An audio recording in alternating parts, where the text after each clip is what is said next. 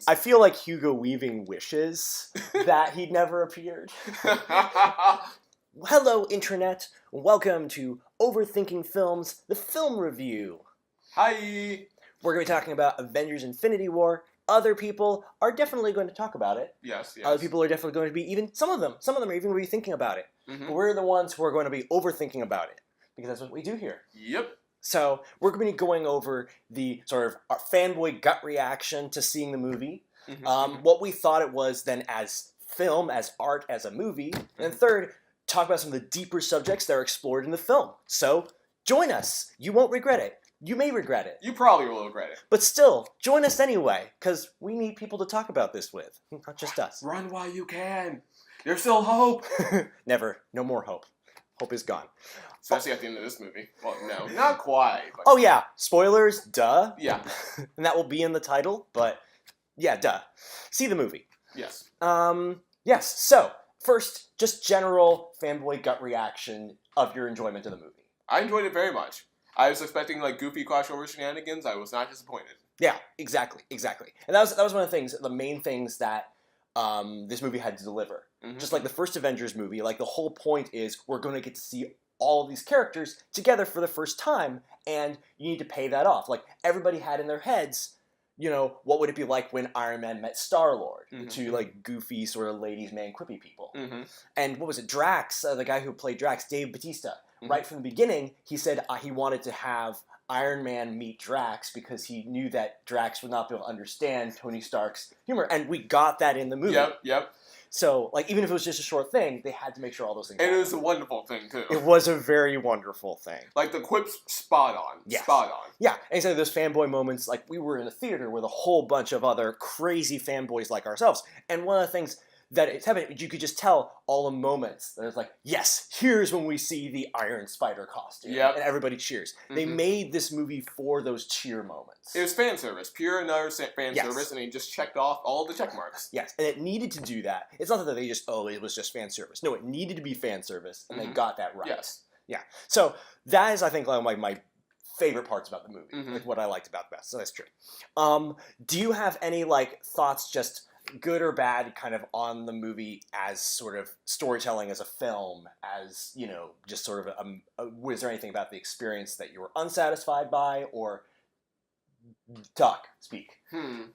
Overall, I did really enjoy the movie, but like, I guess this movie is a perfect example of like Marvel. We all know Marvel has been always like ever since it started building up this universe. How every Marvel movie has always had like a little teaser, a little nugget, like alluding to another movie, like saying, "Hey, get ready to see this movie next fall, or get ready to see that like later on, or we'll touch on this more later. Like go watch the next movie for that."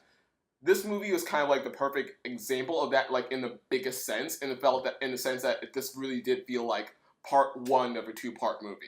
Like, we already know going into that, it was selling that, like, we already knew that there's going to be a next Avengers movie coming out next year that, like, touches, like, immediately follows up where this ends. It's just, like, my first thought, as soon as I saw this movie end, it's just like, okay, that's great, but where's the rest of it? Yeah. One thing, and I guess the big question is that a bad thing? Is it bad for a movie to not be self-contained? Mm-hmm. Because we have the Harry Potter, part 1 and part 2. Mm-hmm. We had the Hunger Games part 1 and part 2. Like, is it bad? And it's I guess this is a general question with the Marvel movies, because, like, can you watch a Marvel movie on its own? Mm-hmm. Like, can you watch Thor Ragnarok on its own? Mm-hmm. Can you watch any of these movies and just have a self-contained experience? And if you can't, is that a bad thing that it's become more like a 2-hour episode of a TV show that comes out every year rather than a full movie experience? I don't know. That's like, I guess it boils down to your preferences. I would argue that there have definitely been Marvel sequels and other Marvel movies that come out before this that have been fairly self-contained, but I think this one might be the least self-contained of them all, maybe. Yeah, that's possible. I mean, Civil War was pretty not self-contained. I mean, this is lesser of two evils, basically. Sure. Like, this is even more so, because it had more threats. Yes. So I guess that's a good point, yes. It's like, I don't think any sort of casual fan will, like, walk into this movie and expect to know everything that's going on. Like, they'll, like, enjoy the characters, but I feel like there are story beats and elements and, like, stuff that, like, you'd have to really be paying attention to in order to really appreciate it. Like Yeah. Red Skull showing up. Like Yeah. I think everyone except for like the diehard fanboys kind of forgot that he was a thing. And so like when you saw him show up, you knew like the people that cheered or like applauded Right. that were like the diehard fanboys that knew about these things. I feel like Hugo Weaving wishes that he'd never appeared.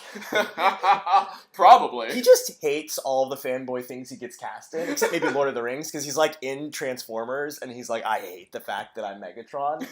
Although to be fair, that's Transformers. Mm-hmm. But that being said, and yet he still like ends up. But that's a whole other thing. Mm-hmm.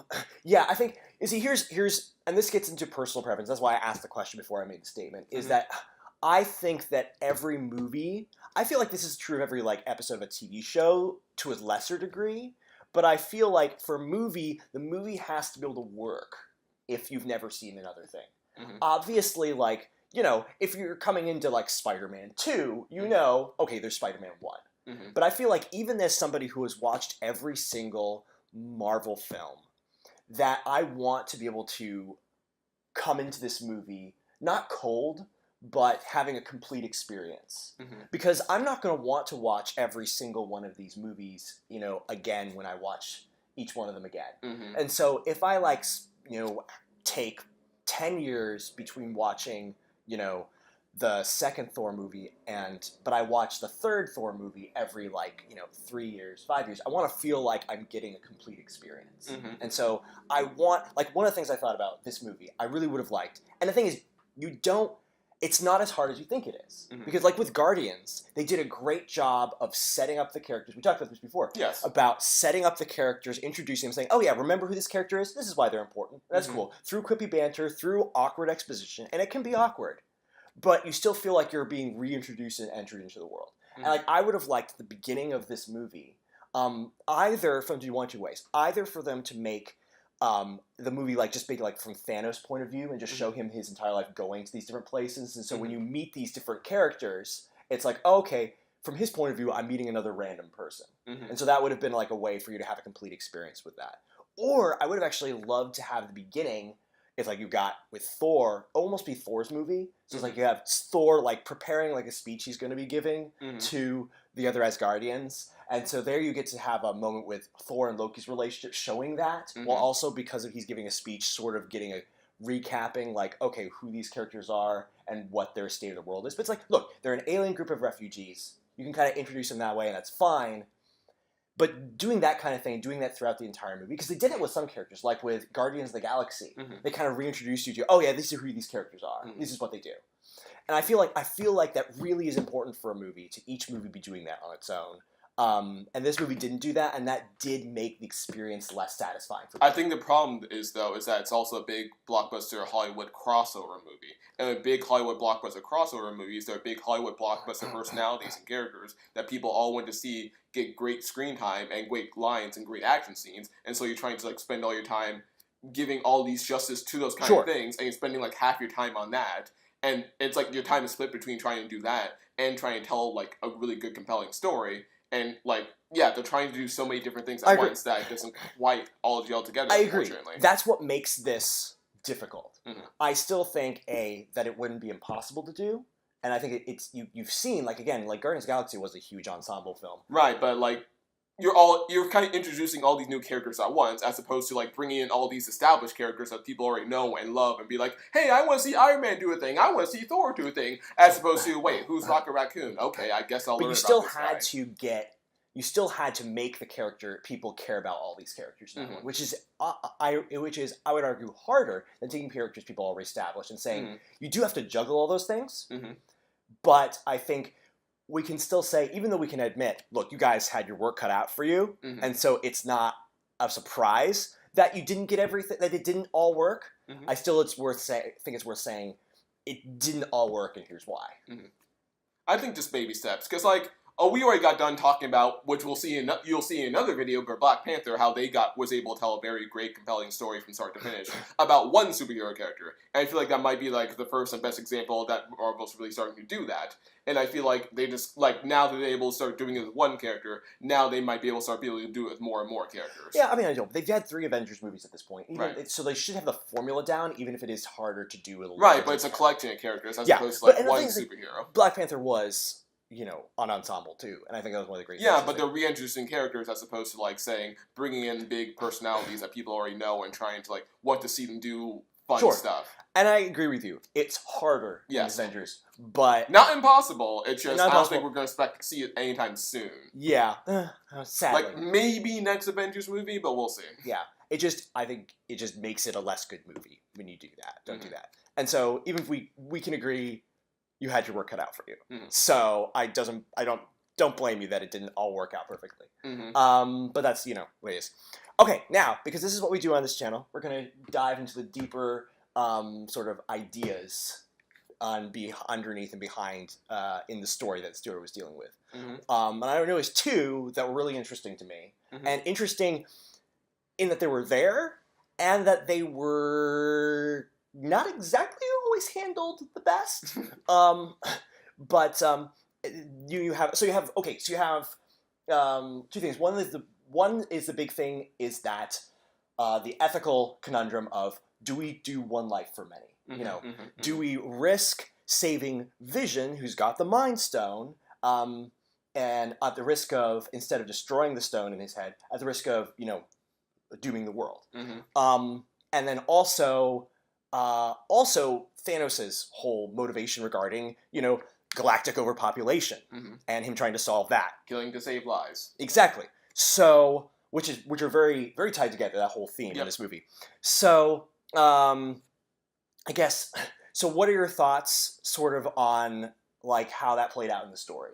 I think they handle it well, at least just from one side of the argument. Like, this movie is clearly like all about like Thanos' side of the story and like his perspective, and I feel like they did a decent job of presenting it in his way, at least.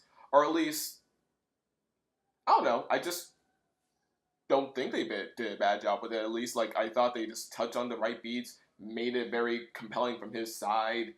What do you think was compelling about it from his point of view?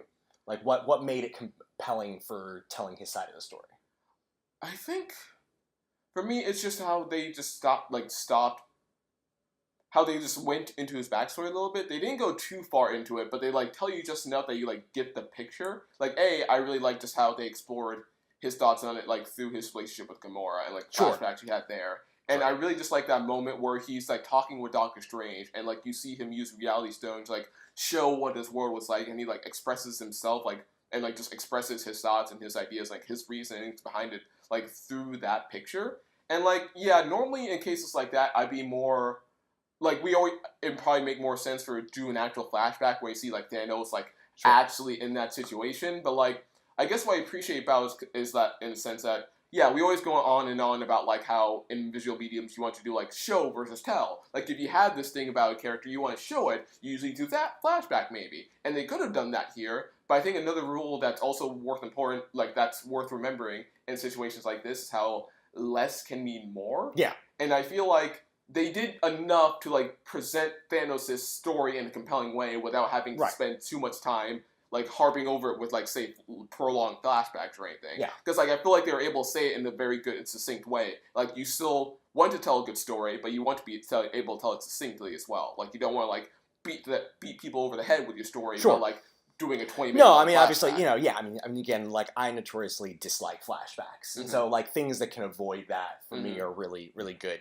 You see, now, like, for the hero side, because, like, again, they're always asking the question, the big philosophical thing that they were asking in this movie was always, okay, should we do one life for many? Because that was Thanos' thing. It's like, look, it's better for everyone if these people die. The Avengers were always saying, no, we can't, like, sacrifice one for the many. And sure, that was why they, risked their lives in order to, protect Vision rather than kill him and get rid of Thanos' one weapon by destroying the Mind Stone. The thing is, I don't know, I don't think that they made a compelling counter case to Thanos. I think that's coming in the next movie. I think this little first movie is literally just all Thanos' argument, and I think the next movie is supposed to be the hero's argument when they step back. I hope so. Well, because this is one of the things about Marvel movies, is that they always sort of assume the hero's position, and they never, like, make a compelling case for it. Because, like, in this case, I'm watching this, and I'm looking at them saying, we're not going to sacrifice, Vision. but we are going to sacrifice a whole bunch of Wakandans who died at the hands of these aliens so that they could protect Vision. How is that better than just sacrificing Vision? I mean, they acknowledge that within the movie too. Like, Vision makes that exact counterpoint when like Cap had to make his sacrifice a while back. So it's like they acknowledge it. It just, I don't think they really took the time to like go into detail about it, because again, they seem to really go out of their way to like make this a movie about Thanos and like his motivations, and like they really went out of their way to develop Thanos as a character, which is fair since you spend like 10 years hyping this guy up. You want to make him an established character and an established threat. But it just means that, okay, I guess the hero's time to shine isn't really going to come until the next movie. Maybe. Hence why it felt like, okay, this is a good movie, but where's the rest of it? Yeah, but I don't know. It just seemed they didn't make me buy, because they didn't make me buy that the heroes actually had a case to be made. I don't think that's the point. I think the case is coming later. Maybe, but like you have to have a good reason to do something that stupid. I mean, to like say I'm going to sacrifice all these Wakandans, just even like why would Black Panther go along with that? I don't think that's, I don't know. But the thing, maybe that they are going to do that, but that's the thing that in Marvel movies they just tend to not do, is like, yeah, we definitely should protect all these people. And Thanos is, of course, one of the guys saying why. I will say that your point is correct, that is how Thanos won every step of the way, is that they were not willing to sacrifice the one to save the many. And so if they're actually trying to make that case, like maybe Thanos is right. That's the impression I'm getting, but we'll see. Well, that's fair enough. So if they're actually making that case, if they're actually doing that, then that's really cool and that's really interesting, and we'll see. But otherwise, it's just kind of another one of those lazy things that they do with heroes, where it's just like heroes are just right instead of why they're right. Moving on. Okay, so final thing, most screwed over character in the in Avengers Infinity War. Easily Thor. That's fair. Explain. Well, just Thor's never really had much to do in the Avengers movies at all. Like, he's always just been kind of like the side man out. Like, he never had big story arcs or developments. And, like, he had some stuff going on in this movie, which is great. It's just to kind of undermine all that he went through in Thor Ragnarok, which is easily, like, the best and most memorable Thor movie. Like, in Thor Ragnarok, it was, like, kind of like a reset button for Thor as a franchise and character, and, like, a way for him to step forward. Because, like, one of the main story arcs in that movie is like how he doesn't need Mjolnir to like access his power. He is Mjolnir. Like, the power was in him all along, and he can be this great and powerful god. B, he like steps in and like finally steps in as a leader, like taking responsibility for himself and his family, and decides to like finally step up and like lead his people to a point where they even like cut his eye off and like give him an eye patch like his father, which is like, yeah, okay, on the nose, like, with a metaphor, but still, it was very poignant and very nice, and I thought he looked cool with it. But, like, they get rid of his eye patch in this movie, and, like, at the end of Ragnarok, where, like, when they go off into space, 5 minutes later, Thanos shows up and kills all of his people just soon as after he becomes a king. And then, yeah, they get rid of his eye patch, they have him go through all this trouble to get a new weapon to kill Thanos, even though Thor just learned how he doesn't need a weapon in order to beat Thor. It's true. Every single thing that he got in that movie, that he got his lost eye, his no need of weapon, being a king and having a people, being having like a fun personality that's not just like the boring guy who doesn't get jokes. All of that was gone. It just took away in this movie. It's like no one bothered to watch the Thor movies, so it's fair because of the Thor movies, but the third one was legitimately good. It's so sad. That is so actually true. I mean, they could have at least just acknowledged Ragnarok in some way by like adding to his like character development in this movie by acknowledging the fact how he just became king and he lost all of his people. Like, they acknowledge the fact how he lost his family and how that hurt him. It was very tragic and very poignant and nice. But that should have been multiplied by the fact that he was in charge of all these people and they died right in front of him. Really? Like, he should not have been able to recover from that as well as he did. Like, he should have been nearly a wreck. Thor had rebellion. If I was Taika Waititi right now, I would be so cheesed off. Yes. Like, I went through all this work to make Thor cool, and you uncooled everything that I did. It's like a regular comic book where they do that to each other all the time. I don't like what you're doing with this character. I'm going to reset it my way. And then I reset your reset. And I reset your reset. Then they reset our reset. And then we reset their reset. Genesis button. Yes. I will say that probably, though, the character that has got most screwed over in terms of character is Peter Quill, because he went from like, oh, the lovable kind of jerk, but like who's really a good guy and you're rooting for, to the guy who causes all of the problems in this. First, he's just jealous of Thor, and then he just. But I mean, that was harmless. I don't think it caused any problems. But it was funny. But then, like, he is the one. Yep. He is the one who makes Thanos win, and it's like, man, forget about Tony for the Accords. Peter Quill is now going to get all of the hate from the internet. Damn it! Darn you, love! Why does it make people mad so much? If I was Taika Waititi and James Gunn, I would be talking to Russo's and be like, "You screwed over our characters. Why? We hate you. We hate you so much." I can't wait to see Guardians of the Galaxy 3. How James Gunn throws shade on Peter Quill. Because by the end of the movie, I think Rocket's the only one left technically. Like they all just the rest of them have all disappeared. So it's true. Like, you killed most of my cast. I know, seriously. But to be fair, they're gonna come back. Of course. And somebody pointed out it's all of the original Avengers who are there. Oh. It's all of the original Avengers. That's a good point. And so I was like, I see what you did. That makes sense. So now we get the final wrap up of these characters who get to save the world with help from Captain Marvel and end of franchise magic. Oh wait, all of original Avengers plus Ant-Man. Yes, it's true.